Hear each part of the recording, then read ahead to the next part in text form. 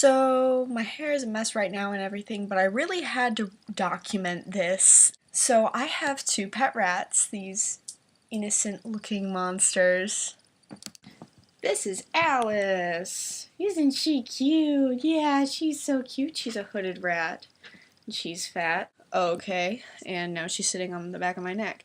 So these cute innocent little rats that I take so good care of, are being absolute monsters today.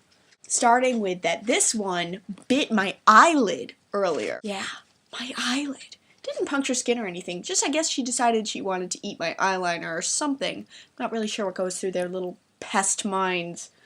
Second of all, they managed to knock down everything on my side table except for my cactus. So they pulled down the whole thing, including a clay project that is the best clay project I've ever made, largely because I can never make clay projects like when I'm really young and try to make a bird, which ends up looking more like a mutated potato, because I decided to paint the whole thing like dark brown, and I discovered that you could make prints on it with marker caps, and so it ended up not really looking anything like a bird.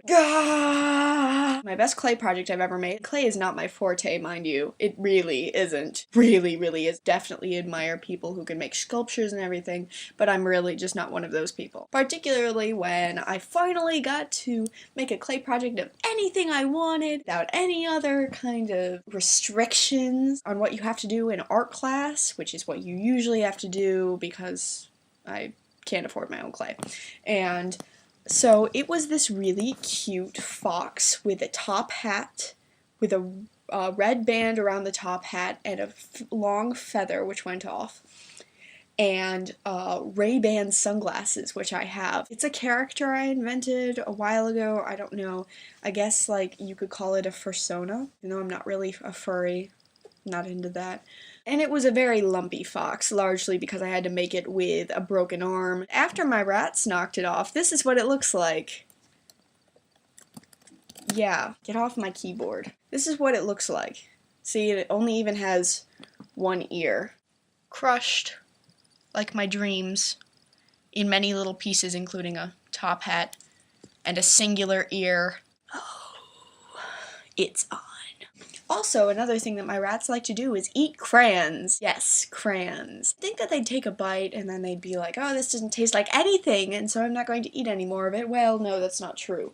And I have several wrecked crayons to prove it. Okay, I couldn't find one, but basically it looks like any typical crayon with bite marks taken out of it. Do that to pencils, markers, basically, and they will eat anything that can fit in their mouth, including earrings, as I found out, and I am missing my favorite coffin earring. Oh boy. Pretty sure they didn't eat that one though, because I don't think they could actually physically swallow it. Anyways, another thing my rats do that's really inconvenient for me is my rats like to pick up things from my room and put them in their cages to make nests. Normally, that probably wouldn't be a problem for someone who's very organized, but I'm really not organized. And they end up picking up all sorts of things that I find in their cage later, like receipts, wrappers that they take from my trash can, drawings and sketches and paint swatches, and ripped off pieces of my posters in my room. The funnest thing that I find in their cage is money. See, I don't carry a purse because that's a girl's thing, which if you know anything about girls' jeans, have really small pockets. Guys can fit like 3 water bottles in their pockets. I've seen it happen. But I wear mostly girls' jeans, and I have these little pockets that can't even fit my phone. It can't fit in my pocket. Try biking with a phone that big in your pocket. Okay? Just try it with it half sticking out of your pocket and then it falls, and no wonder my phone's all cracked. Yeah. As you can see from where the light reflects on it, my phone's pretty cracked up. But that's because I dropped it while I was skateboarding. Oops.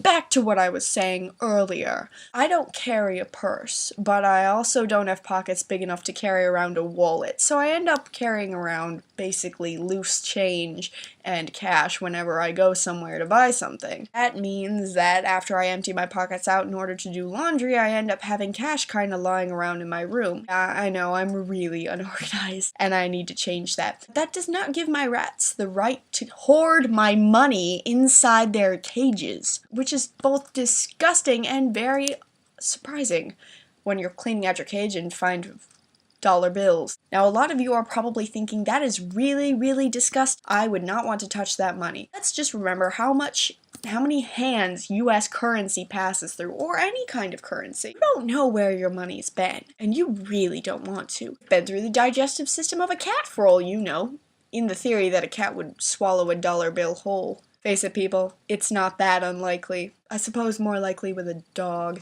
Whatever, it's still currency and it still works. I'm not gonna throw it away also because that's illegal. At least it is in the United States.